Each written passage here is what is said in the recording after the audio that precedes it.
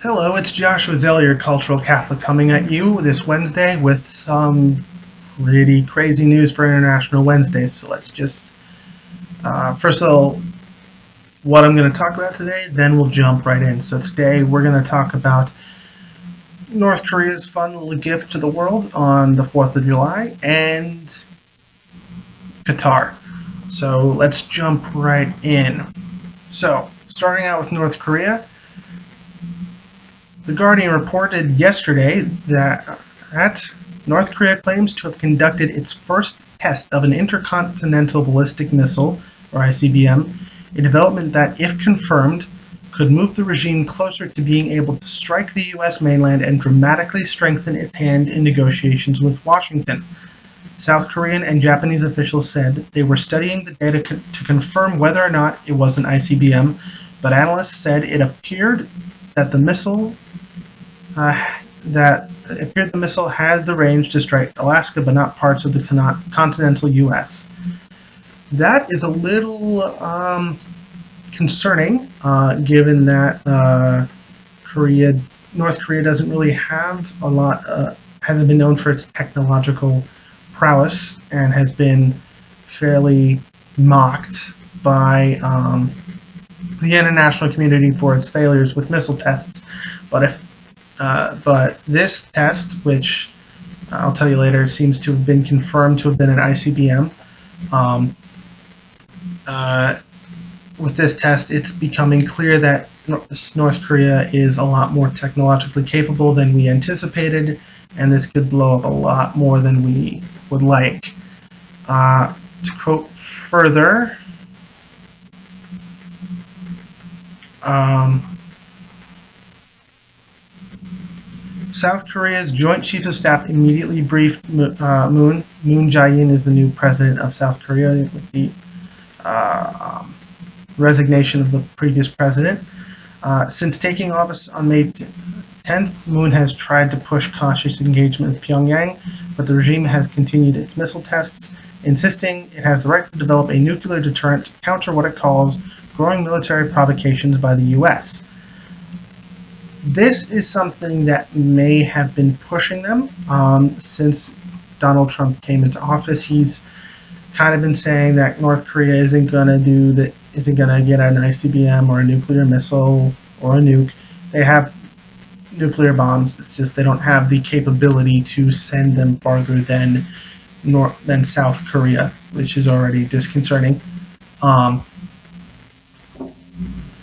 and so this is really an escalation, and that is something that we are not really hoping for, because when Barack Obama was leaving, it was stated that he said that North Korea would be the greatest challenge on a geopolitical on the geopolitical stage that Donald Trump would have to face.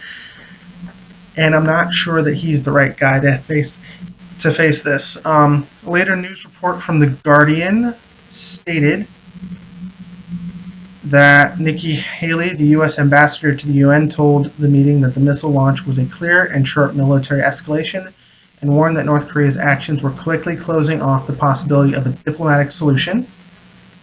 Um, and that uh, it was an ICBM missile. U.S. Secretary of State Rex Tillerson earlier said any country that supported Pyongyang. Wait, no, wrong one. Anyways, additionally, this article from yesterday, actually today, explained that after the test, South Korea and the United States did a live missile fire exercise granted, all the missiles landed in the ocean off the eastern coast of South Korea. This missile launched by the North Koreans landed in the Sea of Japan, about 930 miles away from its launch site. Um, kind of trying to show North Korea that they're ready to do what may need to be done.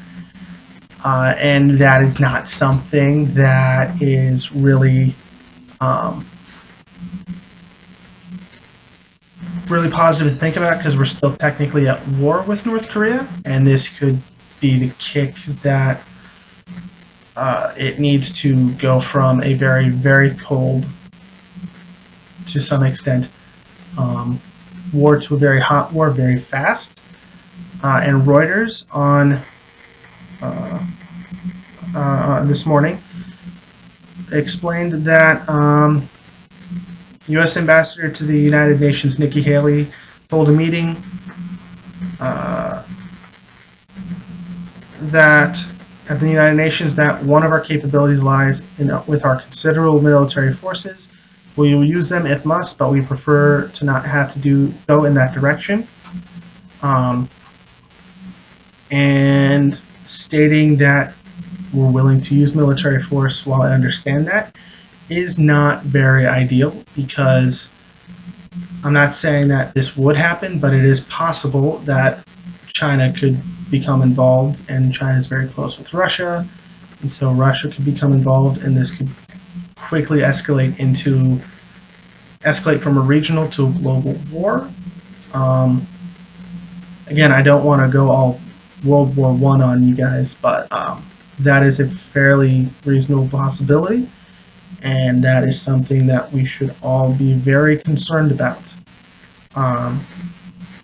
Hopefully some of our leaders have a cool enough head to keep us out of war, but who knows? Now, moving on to Qatar. Earlier this morning, in Gulf News, the United Arab Emirates, the Kingdom of Saudi Arabia, the Kingdom of Bahrain, and the Arab Republic of Egypt issued a statement saying that the four countries received the Qatari reply through the state of Kuwait after the before the end of the extended deadline, and that they would respond to Qatar in due time. So a little background on this. Qatar seems to have switched sides in the war in Syria and Iraq, switching from ISIS to pro-Assad, pro-Shia forces.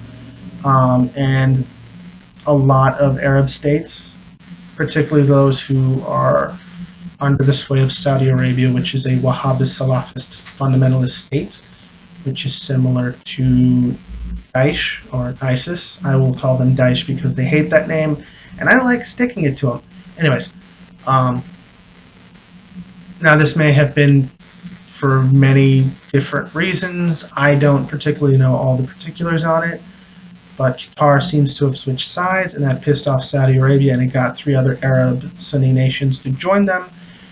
And now they are blockading Qatar, which is not good for them economically. Al Jazeera, which is based in Qatar, has been posting updates since the crisis started. I will post a link to that article in the description, as well as the sources for all the commentary that sprung from it. That commentary that has sprung from articles in the description box below. And for instance, their petroleum company CEO said that it's not going to affect them. It may or may not. Qatar is one of the oil states in the Middle East, and it could face some pretty hefty economic hardships if it's not able to sell oil or anything. However, later today, Saudi Arabia and the other 4 states issued a statement that Qatar is not serious about the demands. 4 Arab nations that have imposed a blockade on Qatar for its alleged support for terrorism have issued a statement saying that Doha's response to their demands to end the crisis was not serious. Wednesday's statement came after foreign ministers from Egypt, Saudi Arabia, the United Arab Emirates, and Bahrain met in Egypt's capital after receiving Doha's response to their list of demands. I'm not sure what those lists of demands are, but I will find that out and post that and do a little blurb of that in the description below. But basically what that means is they got a response they did not like, and that response has not been made public. Again, I don't mean to go all World War I on you guys, but this sounds a lot like Serbia and Austria-Hungary at the beginning of World War I. This is not good. Up until now, these Arab states and Qatar have been on the same side, and now it seems that Qatar has switched, and that is causing all of the friction, and this is quickly escalating. In the description below, I'll also have a little infographic on how countries have been kind of split between, and a lot of countries are trying to create some mediation. One country that's trying to do that is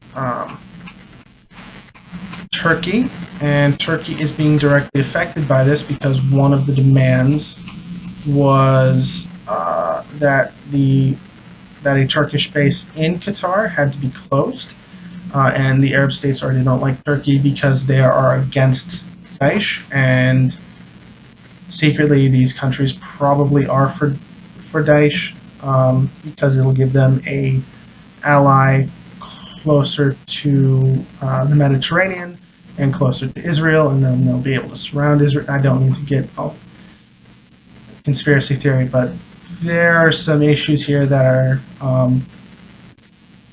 really concerning. And on top of that, Donald Trump weighed in again. It's funny because he at first tweeted against Qatar, saying that they're a host for terrorism. Obviously, he's just tweeting without thinking, which he's very good at. He then also called the leader of Qatar and tried to also urge unity by speaking with several other leaders, including leaders of Saudi Arabia and the United Arab Emirates, to try to bring in unity, even though he was part of the reason this is breaking apart.